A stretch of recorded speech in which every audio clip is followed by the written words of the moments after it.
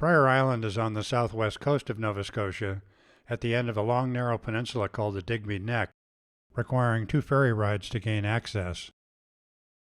Rugged and small Brier Island was settled in 1769 and was the childhood home of Sir Joshua Slocum, a famous sea captain and first man to sail around the world alone. He did this in 1895 to 1898. Life on the island is dominated by the sea, seen here on a calm day.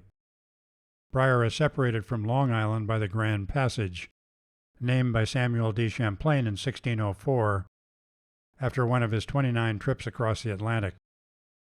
On this unusually warm, sunny day without much wind, the waters look abnormally calm. A very high breakwater protects the few fishing boats that can harbor here, along with a Canadian Coast Guard vessel stationed here full-time. The south end of Brier Island is covered by stubby white spruce with a few balsam firs, leading to a large bay bordered by the mile-long Pond Cove beach with water on both sides. The forested area leads us to a large raised heath on the southern point of Brier Island. Offshore to the south of the southern point, we see several offshore exposed reefs. These reefs are partially submerged extensions of the North Mountain Basalt Formation, leading down the western coast of Nova Scotia from Cape Split, far to the north. The basalt formations continue to the south and decline for a long distance offshore.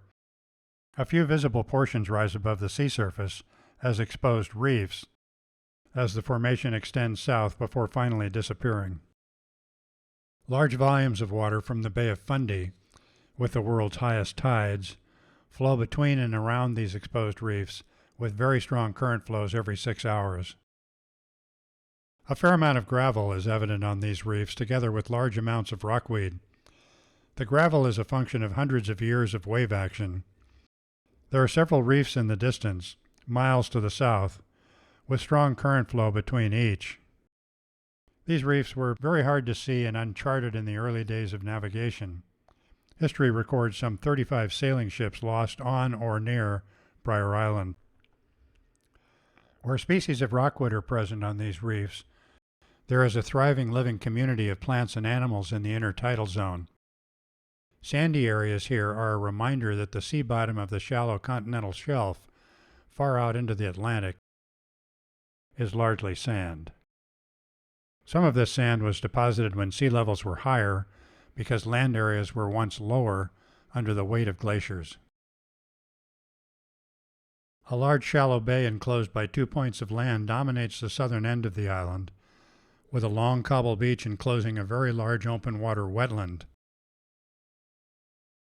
This bay is open to the south and southwest prevailing wind, so this is not a frequent harbor of refuge.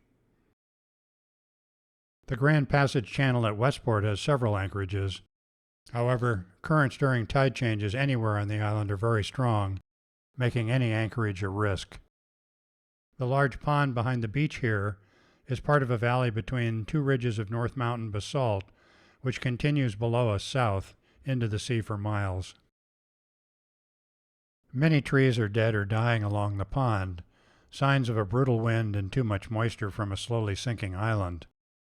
Tree damage and decay is seen most often on Nova Scotia and shallow south-facing shores. Freeport on Long Island and the Grand Passage can be seen in the distance. Looking east on the far horizon, we can see mainland Nova Scotia across St. Mary's Bay.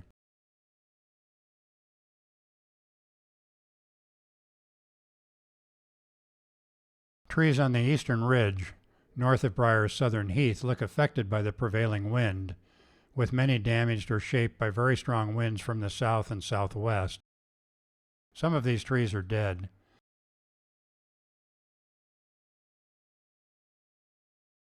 As we turn south over the heath, one can see the exposed layers of North Mountain basalt sloping out to sea to the south, and several of the exposed reefs. A little further north we find a coastal bog, or heath with few trees of any height, and a long view over St. Mary's Bay to the Nova Scotia mainland to the east. This rectangular heath may once have been cleared and a cultivated field in the distant past. The basalt layers form rock beaches into the sea, providing essential protection for the island. Another view of Brier's Forest, on the eastern ridge, closer to Westport, shows a mix of spruce and a few deciduous trees, with several narrow bogs or heath sloping down toward the shoreline. Brier Island's bogs are one of only 2 known locations on Earth of eastern mountain avens, a yellow flower similar to buttercup. This rare avens is found in only 2 places, here in Big Meadow Bog, a raised bog, and in the snowfields of Mount Washington, New Hampshire. The Big Meadow Bog hosts species from both the Atlantic coastal plain and from much colder Arctic, alpine, and boreal landscapes. Rare here are the extremely rare eastern mountain avens, a rare dwarf birch, and curly grass fern. Climate here replicates an alpine climate for the avens.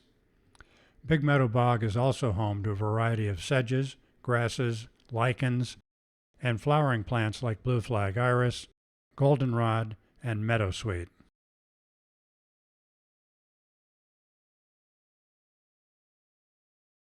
Few people live on Brier Island outside of the small town of Westport. The strait between Westport and Freeport looks relatively calm today, but every 6 hours this strait has a 15-knot current that makes ferry and boat operation challenging.